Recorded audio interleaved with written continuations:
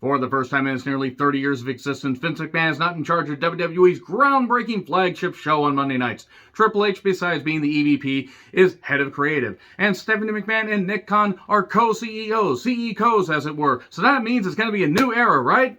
Right? Maybe. Eventually. But we got to get to SummerSlam and we got to work the kinks out. We got to get rid of Bruce Pritchard and Kevin Dunn and any other Vince guys, and maybe we can turn over a new queef. I think that's how that saying goes. Nevertheless, I'm John Rickton with my review of WWE Raw from the swallowed halls of Madison Square Garden. I think that's how that goes. Hallowed, swallowed, doesn't really fucking matter. Maybe it's the gallowed halls. Maybe we're going to get that goddamn ghost from the gallows attacking people. Man, that's one way to get Bruce Pritchard and Kevin Dunn out there. Send a goddamn summoned ghost after them. Nevertheless, let me know your thoughts on this show in the comments, please. It's a new era. So we get a lot of talking to open the show, and then we get matches that go a bit long because they don't have much more. To be fair, it is a go-home Raw for SummerSlam, which is this Saturday, believe it or not. SummerSlam is looking to be a bit dicey. Some good and some, whoo, oh boy, this is going to be weird. It's going to be interesting to see how a stadium receives this show. Like, some of that crowd will probably love it, and some of that crowd will probably just say, why did we come here again? Oh, right, because we had nothing else to do, because we live in Nashville. So anyway, the first show under the McMahon-Helmsley regime. My God, what's old is new again. Jesus Christ, we're going to get the Authority back, and it's going to be even goddamn worse. At least I hope that if they try to do that, maybe they make it entertaining this time. I mean, they can't make it much worse than they did when the Authority had its first run. Believe me, I'm trying to be optimistic because I want to believe that positive changes are coming. I don't think any seismic shifts are going to happen. I don't... Triple H has some good ideas, but he still has his... he's kind of set in his own ways of doing things, and Black and Gold NXT had its good points, and also had shit points. And Stephanie McMahon, hate to say it, she hasn't really had a lot of good ideas herself, but she did invent women's wrestling, so we really should thank her. And Nick Khan wants to sell the company. This is going to be an interesting three-headed Hydra. Hail Hydra! Wait, no, never mind. So, slam us right into part of a brawl between Logan Paul and The Miz. Logan Paul was getting beat up by a guy in pink pants. Fire him immediately. By the way, Logan Paul, who said he didn't get the new Jordan Peele movie Nope, I'm not surprised that a guy that mocked Japanese culture years ago and filmed a dead body in that Japanese forest didn't get a movie like Nope. That's fine if you didn't like it, but he went on a long tweet thread. Look, if you didn't get it, it's fine, but Logan, you and your brother have sustained several major head injuries, and that was before you got out of your mother's diseased womb, so maybe just check yourself, you fucking goddamn big-haired idiot. So anyway, that happened, and they separate them because you gotta keep them separated. Hey. So Roman's acknowledged meat hitting that MSG spot, and the crowd creams and goes crazy. I might as well make this as gross as possible. Heyman, he's just great at this. He does the usual stuff. He talks about the mic was cutting out. That mic must be from New Jersey. New Jersey, it's not quite the same as that, must be from New York City. New York City! So anyway, Sunday is going to be day number 700. So Brock Lesnar wants to stop it at 699. If he stopped it at 69, it'd be really nice. So, at this point, I'm actually for Roman just holding on to one championship. They should have never unified the titles. Roman can't lose. He will do everything to stop Lesnar. He's a motivated tribal chief. And, Heyman goes over Brock Lesnar's various, things that he's done. Ending the streak, destroying Cena, and all the stuff he's done. And that Roman gets upset hearing the name Brock Lesnar. So he doesn't want to hear the name Brock Lesnar. He will end Brock Lesnar. And then Theory shows up and gets wutted out of the building. Theory is bland as... God, he's like a piece of white paper, except you can actually find use for white paper. He's good in the ring. I won't deny that. He's fucking bland and fucking boring. I don't want to see him anymore. And Roman... Oh, God. Roman just... The crowd is just tearing into Theory at first, and then Roman just berates him. You need a wise man. Well, I'll be your wise man. It's like... look around here. Your daddy's not here anymore. I understand Chavo said the same thing to David Benoit afterwards. Oh, I'm going to get flagged. I'm going to get yelled at by people, and I don't fucking care. Chavo Guerrero can, fucking suck a goddamn rotten egg. So anyway, the crowd starts chanting, "Who's your daddy?" They had Roman Reigns doing scripted stuff, and he can do stuff like this. Roman is not my absolute favorite. I still stand by everything I said for years and years and years. And I'm glad that he battled through leukemia, the second battle of leukemia. He beat it, and he's doing some of the best work of his career. It's not that he couldn't work before, it's about the presentation. This fucking works. He's just ripping into Theory. And then Theory tries to attack one of the Usos, but Reigns just says, nah, this ain't fucking worth it. And then Theory gets cut off by Drew after we come back from a break. And then Drew takes on Theory in a match that certainly existed. And then the Brawling Pooch show up. Okay, now that Triple H is apparently in charge of creative, can we get Pete Dunne's name back? Because Butch is stupid. Can we get rid of this cartoonish bullshit? Can we forget the 24/7 title existed? Can we just get back to some basics and less dumb shit? Maybe get Nikki Ash out of that goddamn superhero costume. So we cause a DQ. New era! And then here comes Lashley to a huge pop, and then I smell a tag match. Oh, holla, holla, holla, we get a tag match. Drew and Lashley, who were feuding heading into Mania 37 and a couple months afterwards, but new era, they face off against Sheamus and Theory. We want Bobby chance, so he gets in there. Then we get interference. How that wasn't a DQ, I have no idea. The referee just allows it.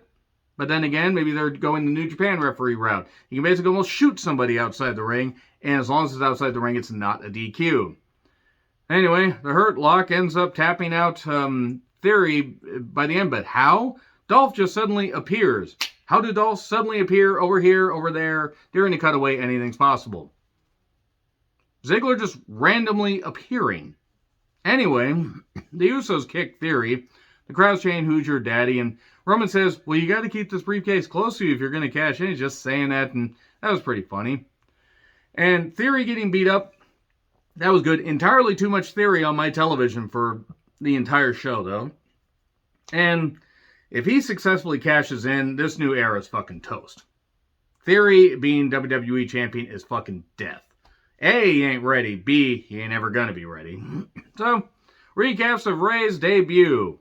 And winning over the fans and being, locked in with the fans. Actually, he already had a worldwide fan base as it was, even from WCW and all the stuff he did. Winning the 2006 Rumble, that was a mess. Had a good ending, but it was a mess.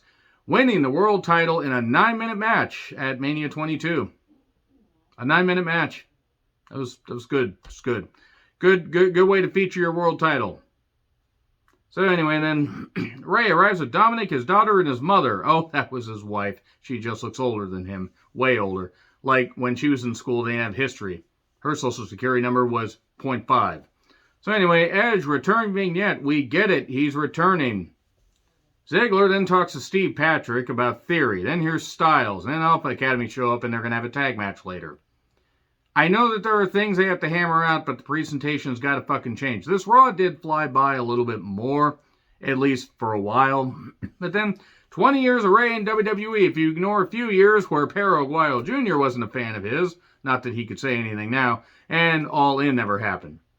I'm just going to needle people and just say this stuff because what the fuck, I don't really fucking care. It's all about being a fan and having fun. Who were the people backstage? Mexican Steve Kern was there. L. Skinner. So moving on from that, for the Gator Good. Ray shows up, and he's talking about his career. He's mentioning Dean Malenko, mentioning Conan, who needs to fucking take his goddamn foot out of his mouth if he's going to try to defend Chris Benoit. Keep defending Chris Benoit. Go ahead. Keep fucking doing that. Just because he could do a cool diving headbutt doesn't mean he shouldn't fucking be ostracized and blacklisted for what he fucking did. He mentions Batista, ignoring the 2009 heel turn. I'm going to rip your head off. Kurt Angle. And Dominic's father, Eddie Guerrero. Eddie's death hit me hard and still does to this day. Eddie Guerrero. No wrestler's death hit me harder than Eddie's. Big Eddie chants. The fans motivated him. That he was feeling it. Gracias. He thanked everybody. All that. And then Judgment Day show up. Balor shows up from one side. Damian Priest sneaking up on them even though he's about the size of a skyscraper. He shows up and then suddenly we go to break. And during the break we have Judgment Day, Balor and Priest against the Mysterios. Same as it ever was. The Dominic experiment needs to be over. And this went long. We got a couple breaks. The chair trick came in. And then Ray got the pin. 1, 2, 3. But that wasn't it. Judgment Day is toast. Not that they weren't toast to begin with. Cody's at the ESPYs. Glad he's doing all right. Don't you dare bring Brandy onto WWE television and have her wrestle. She couldn't wrestle in AEW, and she has no business being anywhere near a wrestling ring. Ray is out to celebrate. Aaliyah. Remember when Aaliyah was involved in a romance storyline with Buddy Murphy?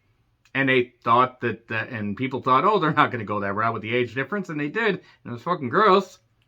But anyway, his Halloween Havoc 97 gear. Okay, cool. She found it somewhere. I don't know where the hell she had to dig for it. Great match, by the way. One of Ray's best in his career. Him versus Eddie Guerrero, Halloween Havoc 1997. Capped off by Roddy Piper versus Hogan in a cage match, where Randy Savage interfered and did something, and some fan tried to get in, and that fan got the shit beat out of him, and I hope that fan ended up a drooling vegetable, because that's what he fucking deserved for that. And if that fan happens to still be alive, fuck him, and fuck his mother for not getting rid of him. Anyway, so, Rhea shows up, and I'm your poppy shirt. Oh, yes, ma'am. Yes, look, Rhea, my goodness. So happy to see Rhea back. I will call her whatever. Anyway, Pie faces Aaliyah because the whole buddy thing.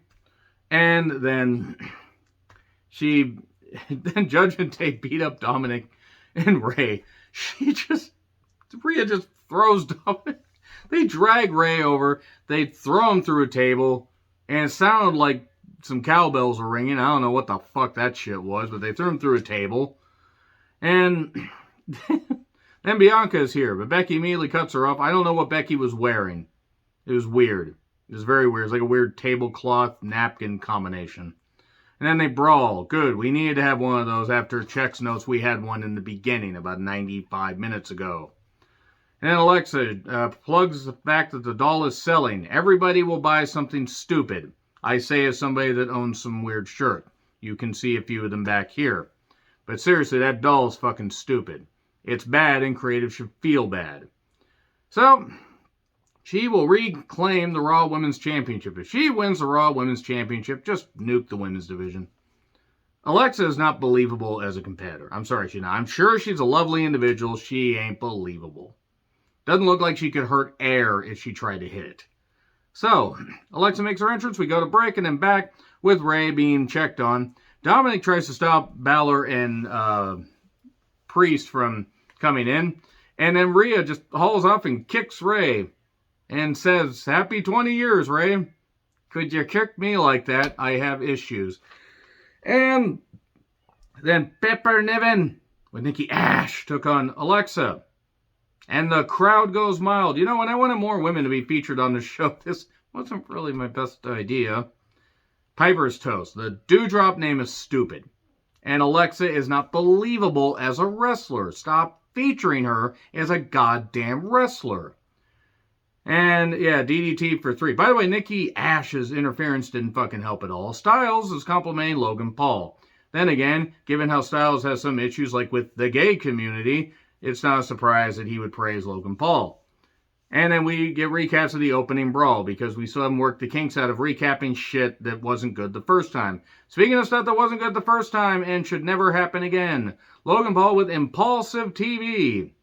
The crowd was not into this at all, and they pretty much have taken whatever goodwill Logan Paul had with most of the fans and torched it. Burned it to the goddamn ground. So, I don't have a goddamn clue why in the world this segment went as long as it did. This was excruciating. This was embarrassing. This was catastrophically bad. This nearly made me turn off the show. He calls out Miz, but here's Maurice. For fuck's sake, why is Maurice here? Why? Why? Okay, people say, oh, she was dressed up like Barbie. Yeah, okay, Aqua did it better in 97.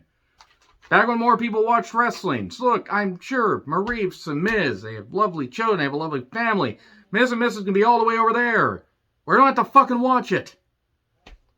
And Maurice tries to do the Miz thing. You know, my hand goes up, your mouth goes shut. She tries to shut him up. Maurice, I know English is her second language, but maybe if people could understand you, then they would shut up.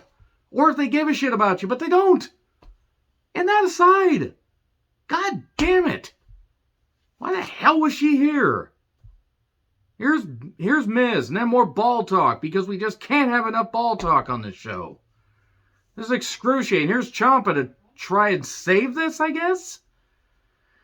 And then cue AJ Styles is what I wrote down, because I have a feeling AJ Styles is going to join, they're going to make the match a tag match last minute, and they're going to hold off on Miz and Logan Paul having their official match until a later date. I guess. This was fucking excruciating. By the way, there was a skull-crushing finale and the crowd was chanting one more time. The Miz, by the way, wearing pink pants, and he somehow got the advantage. Only one man can pull off pink and black, and that's Bret Hart. And Miz ain't no Bret Hart. Not even now. So, Steve Patrick is with the tag title participants, and Jeff Jarrett was also there in a ref shirt. And then Styles and Ziggler made their entrance, and we go to break. And then Gable, can Gable go somewhere else where he will be respected? Because they ain't going to be here. Those that thought that Gable was going to get a solid push out of this, how'd that work out? I was hoping you were right. You weren't. Styles and Ziggler took on Alpha Academy. Dolph pins Gable, and moving on. SummerSlam card rundown. Hey, we're having Judgment Day versus the Mysterios. Edge will make his return. And maybe, I don't know, maybe Rhea will spear him. Could she spear me next? Roman and the Usos make their entrance, and then 10 minutes later, the match starts. It's the Bloodline versus the Riddle Prophets. Montez was bleeding at one point. It was a melee. That's new. We don't see that in a six-man. And then a spear pins Riddle. The ref ends up doing a 4 count. Good job.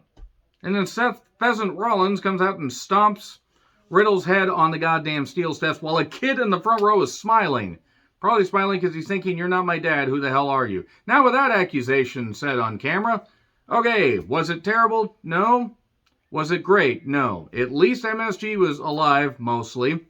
Let's see what happens on SmackDown. I don't know if I'm going to end up doing my SummerSlam predictions before SmackDown or after, because I don't know if they've set the whole goddamn card. We will see. Let me know your thoughts in the comments. Like, share, subscribe, Twitter handle in the description. I'm John Wetland. I'll see you soon.